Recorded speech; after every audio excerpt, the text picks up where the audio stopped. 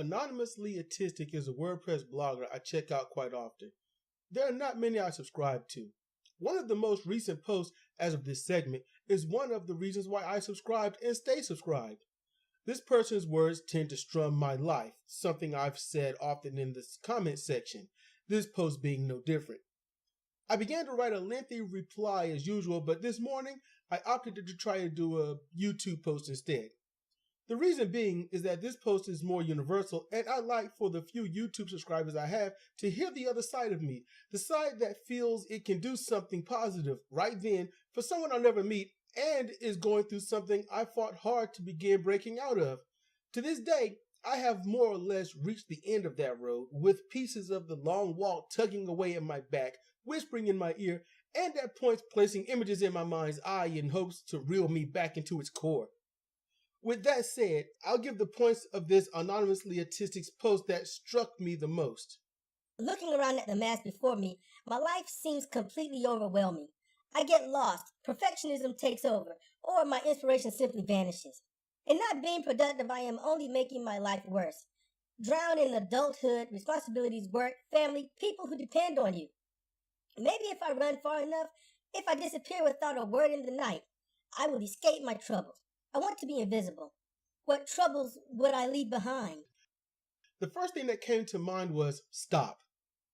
When you are bogged down by so much and worry becomes the focal point, simply stop. Take deep breaths, inhaling while expanding your abdomen. Exhale while retracting. Do this about 16 times at least with your eyes closed and think of your favorite place to be. This can help center yourself and redirect the tendrils of unfocused temptations.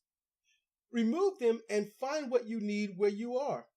Take things one at a time, not by importance, but by what is most doable, and work your way up. If the matter is most to least important, then work that angle. Just do what you can little by little, and when things want to distract you, shut your eyes and deep breathe just a few times to refocus.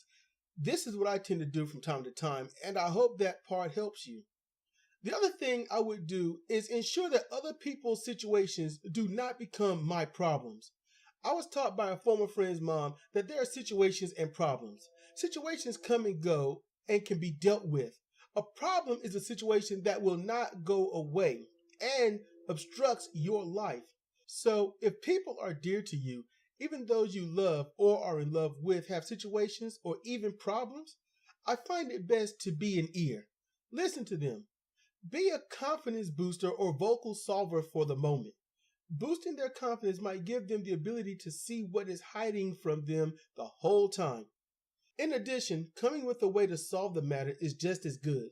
Not only will it show them how to get out of the bind they're in, but gives them the experience to help themselves if it or anything like it should ever happen again. Last thing that got my attention was wanting to be invisible and the desire to run until you're gone. I lived most of my childhood feeling that way. Bullies from all angles and being shut out from socializing with others was burdensome on my mind.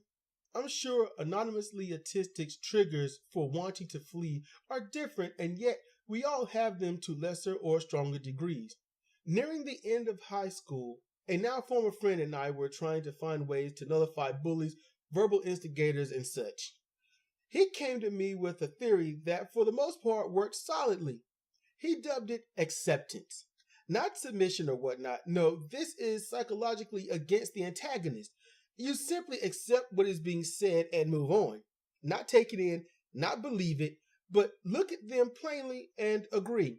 This is not to be used for business or whatnot, just social crap that comes along. Here's an example. Let's say you have a verbal abusive person in your life. You can't get away because you live there, no money to go anywhere or something. You're just stuck. You don't want to hear their crap, and yet they won't leave you alone. Do not argue. If they talk down to you, look that person or persons best you can in the eye and say, "You're right." Stunned is the expression you'll see. Shrug your shoulders and say it again. "You're right." Are they wrong? Most likely. Are they just insecure Nimrods that need your pain to feel better about themselves? Most likely. Hell, this could be someone acting out the vile mess someone else put them through. I talked about this in the post about the movie Fences. I know this is a movie, but a great example was Hellboy. Dude shouted from his car, "Hey, Hellboy, Hellboy!" Hellboy says, yeah, I'm ugly. Stole that guy's thunder. Was it true? That's just a matter of opinion, just like I've seen it in real life in school and on jobs. At the end of the day, you have to stop, see what's going on best you can, be in the life of people, but not live the lives of other people. Always try to center yourself with deep breathing to refocus you onto you and not you onto everyone else's desires.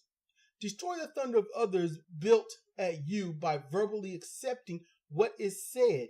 And as you hear them more and more, you'll instinctually learn how to tear them apart, usually by being better, moving on, and leaving them to argue at a wall or something.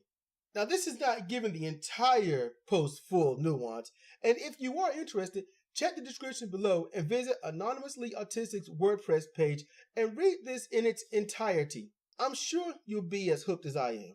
This is Cedric Kennedy for Comparative Reasoning. Thank you for listening.